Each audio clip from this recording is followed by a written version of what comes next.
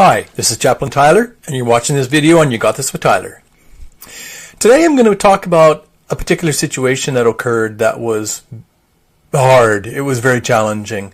It was challenging in two ways. One was that I had medical information that I was not allowed to talk about and had to hide from the particular family member, the person I was called to come and help with. And then there was the issue of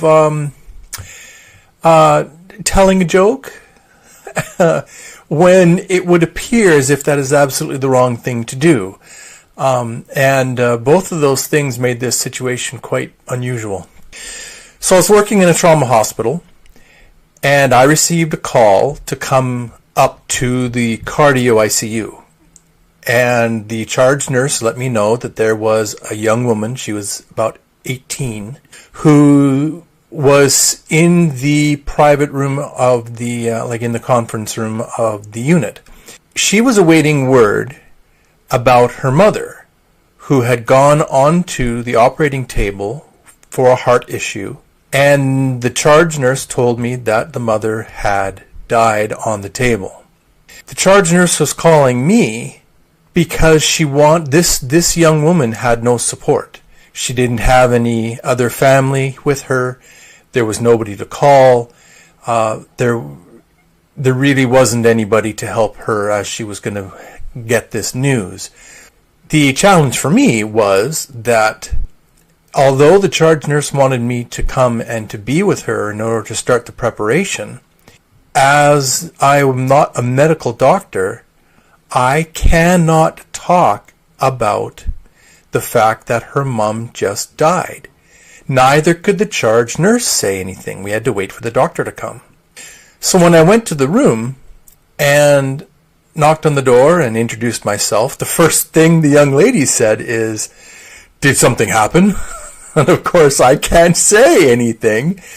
And I had to improvise very quickly and said, I think, something like, I'm just coming around to see how things are going. I do this on a regular basis, and I just thought I would say hi and just see how things were going. I hate having to do that, but I don't know of any other way where I can be part of something and start to build some relationship and trust, even though I couldn't say anything. So I got to know her a bit, got to know her process, got to know how she worked and how she thought, and kind of what was happening with her mom and why they were there. And finally the doctor came in. The charge nurse was with him, and the doctor told the young woman that her mom had just died, and of course the young woman just broke down and didn't quite know what to say or do, and I just helped to support her during that time the best I could. The situation also was more complicated because there was no money in the family for any kind of memorial service or funeral.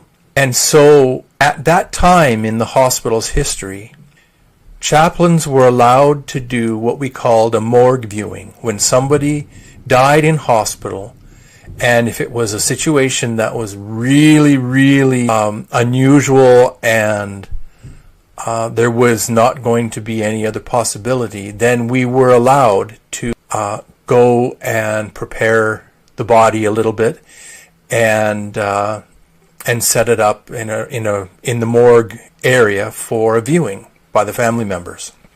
So this was a request that the young lady had, and because there was not going to be any other opportunity for a service of any type, we agreed. At the time of this occurrence, I was still a chaplain intern, and I did not have the authority nor the training to work with how to prepare the body. So I called the senior chaplain, who was second on call, and asked him to come and to prepare the body. Meanwhile, the girl had called for one of her friends to come to the hospital and was waiting for her. So we waited, and I worked with her as best I could. About 2 hours later, the body was ready. The chaplain had come and had prepared the body, and so I brought the young lady and her friend down, and the senior chaplain met us there, and we went in, and of course it was extremely hard, very sad and sudden. This was, again, this young woman's only family, and the mother was quite young relatively, and it was tough. And the young woman just cried and cried and cried, and the friend was there with her and cried, and I was there too, and the senior chaplain was just off to the side, just kind of there making as the authority figure. Well, at some point, I felt like the young woman's emotional process had just stopped. It was almost like she had gone into this kind of a grieving rehearsal loop and wasn't able to break out of it. And I knew enough of her process, having worked with her now for a few hours. I knew what she needed, and what she needed was an emotional release that was a little different than the crying. She needed something to instigate the process, keep it going. So I did what maybe nobody else would have done, and I, in front of the dead person and with her daughter right there and the friend and the senior chaplain, I told a joke. I thought the senior chaplain was going to burst. I saw him stiffen and just about almost go ballistic. But the reaction in the daughter was exactly what needed to occur. She just started to cry, laugh, and she released something, and the friend released something, and from that point forward, the daughter was able to express more and talk about things more, and it did something that was therapeutic, is the best way to put it. So we continued with the process and did and completed the viewing when the young woman was ready to go. She was, very sorrowful, but was thankful that she had this chance to say goodbye, and it was really good. So I helped them, took them back out. The morgue in that hospital is in the basement, and so I took them back out and saw them out to the entrance they needed to go to. I then checked in with the senior chaplain to learn a little bit more how to work with the dead body. And the first thing he said to me was, "I can't believe you told a joke in that situation." Then he said, "But it was the right thing to do. You did the right thing based on what that reaction was from that person. You did the right thing." And then he said, he had been a chaplain for many years, and he said, "I learned something new today." And that was a very humbling thing for me to hear. The reason I told the joke is because I understood her process.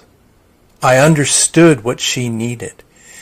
I took the empathy and the understanding I have of who she was, and I used that to help her move forward in her emotional process.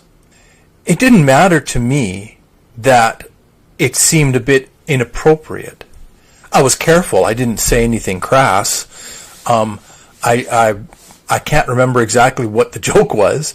Something about, probably something about how her mom would be, about her appearance or something like that, and how she would be mortified. And the irony was obviously that she was already dead. Something like that. But it worked. It fit. And there are times where we need to do things that don't feel normal or right, but it's right for that situation and right for that person. I remember talking in a previous video about the young man with cystic fibrosis. Well, what he needed from me was to be a friend. That's what he needed. Not to have a therapeutic relationship. And I have had to ask myself that many times. What is it that this person in front of me needs? What is it that this family needs from me and needs me to be? There are 2 or 3 more stories that I'm going to relate that talk about this process and what this looks like. And I challenge you, if you are working in healthcare, what is it that the person in front of you needs? Identify that. Yes, we have our roles. Yes, we have our professional boundaries. Absolutely. But listen to them and find out what they need. What is it they need? And do that. That is caring. That is empathy. If there's anything that I am hoping these videos help you with, it's understanding that empathy is action. It's listening, it's communication, and it's action. You act according to what it is that they tell you they need. And we go there. Anyways, on that preachy note, I thank you for watching. Remember that I see you, I believe in you, and you got this. Enjoy the rest of your day. Take care.